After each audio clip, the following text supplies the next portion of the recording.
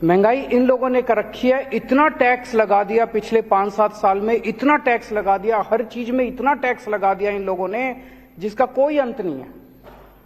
इन्होंने दही पे टैक्स लगा दिया।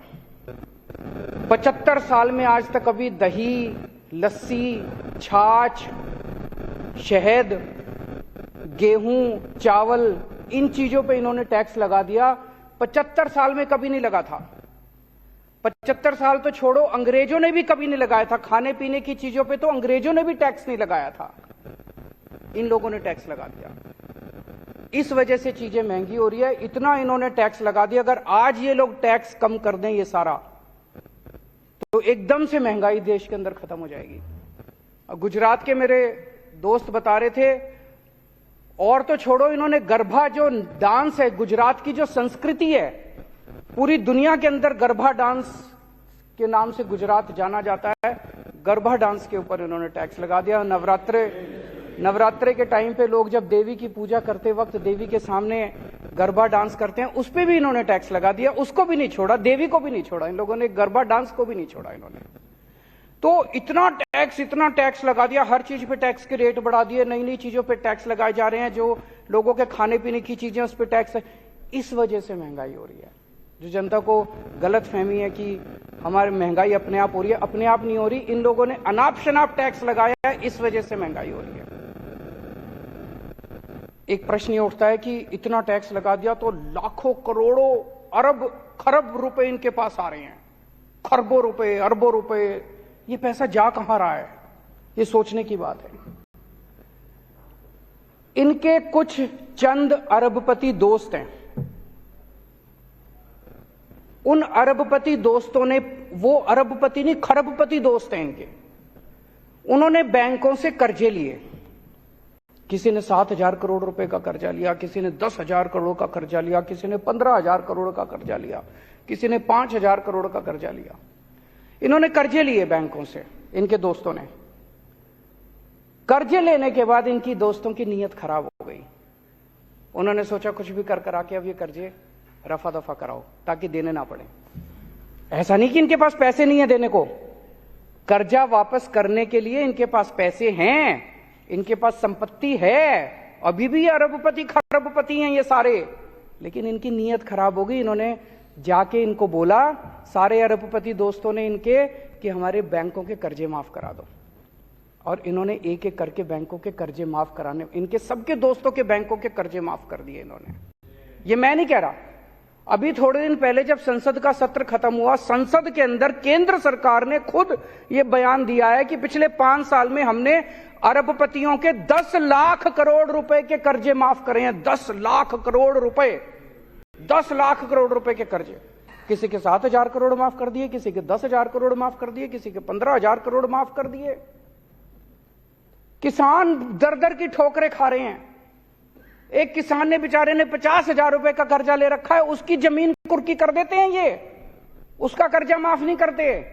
एक बेचारा स्टूडेंट पैसे लेके, कर्जे लेके अपनी डिग्री करता, उसके कर्जे माफ नहीं करते, उसके पिताजी की जमीन कुर्की कर देते हैं। एक बेचारा, किसी ने, मिडिल क्लास का आदमी है, उसने एक गाड़ी खरीद ली कर्जा लेके, अगर वो एक इंस्टॉलमेंट नहीं देता, ये गाड़ी जब्त करने आ जाते हैं। अगर एक मिडिल क्लास वाले ने घर खरीद लिया, लोन लेके, अगर वो एक इंस्टॉलमेंट नहीं देता, उसका घर जब्त कर लेते हैं। उनको नहीं छोड़ते, बेचारे मिडिल क्लास वाले को नहीं छोड़ते, स्टूडेंट को नहीं छोड़ते, किसान को नहीं छोड़ते। इन्होंने अपने दोस्तों के, अरबपति खरबपति दोस्तों के 10 लाख करोड़ रुपए के कर्जे माफ कर दिए। क्या होता है, इनके यहां कोई एक दोस्त आया, बोला जी मेरे 5,000 करोड़ रुपए माफ कर दो। ये मंत्री को बुलाते हैं, हाँ भाई दही पे टैक्स लगा दे। फिर दही पे जितना टैक्स आता है उससे एक दोस्त के कर्जे माफ। फिर दूसरा दोस्त आता है, मेरे जी 10,000 करोड़ रुपए माफ कर दो। फिर कहते हैं हाँ भाई छाछ पे टैक्स लगा दे। फिर वो छाछ से जितना पैसा आता है उससे दूसरे दोस्त के कर्जे माफ। ये ठीक है क्या? ये तो बिल्कुल गलत है। आज अगर ये लोग अपने दोस्तों के कर्जे जितने माफ करें वो रिकवर कर लें, इस देश से महंगाई दूर हो सकती है। एक अंग्रेज थे, अंग्रेज हमारे देश से, आपने पिक्चरें देखी होगी, वो कौन सी वाली थी, लगान, और भी इस तरह की कई पिक्चरें आई जिसमें मार मार के, कोड़े मार मार के लगान ले रहे हैं लोगों से। वो लगान लेते थे, अत्याचार करते थे, और वो लगान लेके, टैक्स लेके हमारे देश पे खर्च नहीं करते थे, वो सारा पैसा इंग्लैंड ले जाते थे। और अब उनके बाद ये अंग्रेज आए हैं, ये भी खूब खून चूस रहे हैं जनता का, खूब टैक्स ले रहे हैं, हर चीज पे टैक्स ले रहे हैं। वो टैक्स आपके ऊपर खर्च नहीं कर रहे, आपके स्कूल नहीं बना रहे, आपके बच्चों के लिए, आपके लिए अस्पताल नहीं बना रहे, आपके लिए बिजली नहीं कर रहे, आपके लिए सड़कें नहीं बना रहे, आपसे टैक्स ले लेके ये सारा पैसा अपने अरबपति दोस्तों के जेब में डाल रहे हैं। इसलिए महंगाई हो रही है कि मैं देश की जनता से पूछना चाहता हूं, क्या हम ये बर्दाश्त करते रहेंगे? पेट्रोल और डीजल क्यों महंगा हो रहा है? कभी सोचा हमने? रोज पूरी दुनिया में हम देखते हैं, पूरी दुनिया में तेल के दाम गिरते हैं और हमारे देश में दाम बढ़ते हैं। ऐसा कैसे हो सकता है? पूरी दुनिया में कितने ऐसे देश हैं जहां पे भारत से कहीं ज्यादा सस्ता पेट्रोल डीजल मिल रहा है, हमारे यहां महंगा क्यों मिल रहा है? पेट्रोल और डीजल पे अनाप शनाप टैक्स लगा रखा है इन लोगों ने, इतना टैक्स लगा रखा है। ये पैसा कहां जाता है? ये पैसा जाता है ऑपरेशन लोटस पे। ये क्या है ऑपरेशन लोटस? ऑपरेशन लोटस है, अलग अलग राज्यों के अंदर ये लोग एमएलएज को डरा के, एमएलएज को खरीद के, और उससे ये लोग सरकारें गिराते हैं और अपनी सरकार बनाते हैं। खूब पैसा देते हैं। दिल्ली के अंदर तो हम बर्दाश्त कर चुके हैं, दिल्ली के अंदर तो हम खुद भुक्तभोगी हैं। अभी पिछले दिनों इन्होंने हमारे एमएलएज को 20-20 करोड़ रुपए के अंदर हमारे एमएलएज को इन्होंने खरीदने की कोशिश की। कम से कम 12 एमएलएज ने आके मेरे को बताया कि 20-20 करोड़ रुपए कह रहे हैं, 20-20 करोड़ रुपए ले लो और आम आदमी छोड़ दो और बीजेपी में आ जाओ। और इनका टारगेट था 40 एमएलएज लेने का। 800 करोड़ रुपए इन्होंने रख रखे थे दिल्ली की सरकार गिराने के लिए। ये ऑपरेशन लोटस है। लेकिन दिल्ली के ये सारे एमएलएज ईमानदार हैं, इनको पैसे का लालच नहीं है, इसलिए कोई नहीं बिका। दिल्ली में इनका ऑपरेशन लोटस इनका फेल हो गया। लेकिन इन्होंने महाराष्ट्र की सरकार गिरा दी, इन्होंने मध्य प्रदेश की सरकार गिरा दी, इन्होंने कर्नाटक की सरकार गिरा दी, इन्होंने मेघालय की सरकार गिरा दी, इन्होंने गोवा की सरकार गिरा दी, मणिपुर की, अरुणाचल प्रदेश की, बिहार की, असम की सरकार गिरा दी, और वे कुछ दिन में झारखंड की सरकार गिराने वाले हैं। कैसे गिराई ये सरकारें? हमने सुना है कि कई जगहों पे तो इन्होंने 50-50 करोड़ रुपए दिए हैं एक एक एमएलए को, पर दिल्ली में ये 20-20 करोड़ दे रहे थे। 20 करोड़ ही मान लेते हैं, चलो एक एमएलए को इन्होंने 20-20 करोड़ में खरीदा, तो 277 एमएलए खरीदे हैं इन्होंने अभी तक पिछले 5-7 साल में। 277 एमएलए दूसरी पार्टियों के, 277 एमएलए 20-20 करोड़ रुपए के हिसाब से 5,540 करोड़ रुपए हो गए। और 800 करोड़ रुपए दिल्ली के, तो 6300 करोड़ रुपए, 6300 करोड़ रुपए इन्होंने ऑपरेशन लोटस पे सरकारें गिराने में, एमएलए खरीदने में खर्च किए हैं। इसलिए आपका पेट्रोल और डीजल महंगा हो रहा है। अगली बार जब आपका पेट्रोल और डीजल महंगा हो, समझ जाना किसी देश के अंदर किसी राज्य की सरकार गिरने वाली है। अगर कहीं किसी राज्य की सरकार गिरे तो समझ लेना कि पेट्रोल और डीजल का जो आपका दाम दे के आते हो, भरवाने जाते हो लाइनों में खड़े होकर पैसे, वो सारा पैसा वो एमएलए खरीदने में गया। जहां भी सरकार, अब झारखंड की सरकार गिरेगी, देख लेना आने वाले अगले 15-20 दिन के अंदर पेट्रोल और डीजल के दाम ना बढ़ जाए तो। और वो दाम बढ़ेंगे किस लिए? झारखंड के एमएलए खरीदने के लिए, दिल्ली के एमएलए खरीदने के लिए। ये सीधा सीधा लिंक है जो आज लोगों को समझ में आने लगा है। आजादी के 75 साल में मुझे लगता है कि सबसे ज्यादा भ्रष्ट अगर कोई सरकार है तो मौजूदा सरकार है केंद्र के अंदर। इससे ज्यादा भ्रष्ट सरकार आज तक कभी नहीं आई।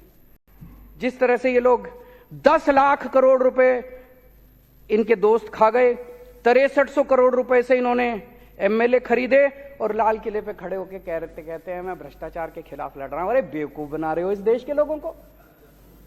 मैं भ्रष्टाचार के खिलाफ लड़ रहा हूं। अरे कौन मानेगा भ्रष्टाचार के खिलाफ? पूरे सरेआम बाजार के ऊपर, बाजार में तुम एमएलए खरीदते फिर रहे हो और कह रहे हो मैं भ्रष्टाचार के खिलाफ लड़ रहा हूं। गरीबों की जेब से हाय लगेगी तुमको। एक गरीब के बच्चे का दूध काट के तुम अपने एमएलए खरीदते हो।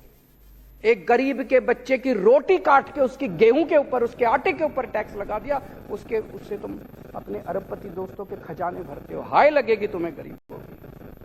अगर आज ये एमएलए खरीदना बंद कर दें, आज ये अरबपति दोस्तों के कर्ज करना माफ कर दें, मैं दावे के साथ कहता हूं देश से महंगाई खत्म ना हो जाए तो देश से तुरंत महंगाई खत्म हो जाएगी।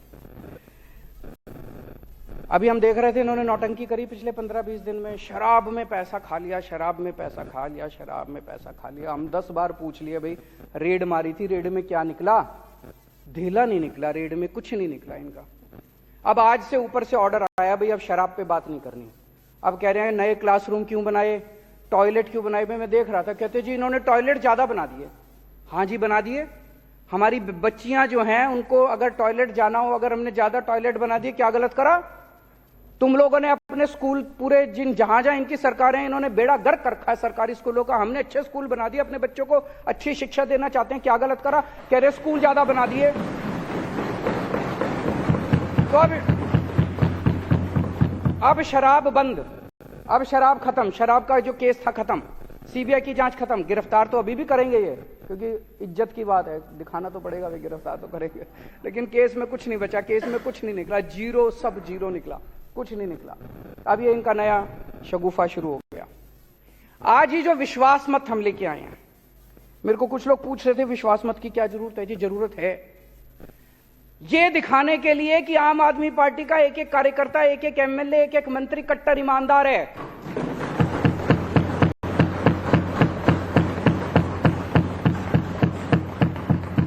ये दिखाने के लिए कि मध्य प्रदेश में ऑपरेशन लोटस सक्सेसफुल हो गया, गोवा में ऑपरेशन लोटस सक्सेसफुल हो गया, कर्नाटक में ऑपरेशन लोटस सक्सेसफुल हो गया, महाराष्ट्र में हो गया, लेकिन दिल्ली में आके टाइटा फेस हो गया।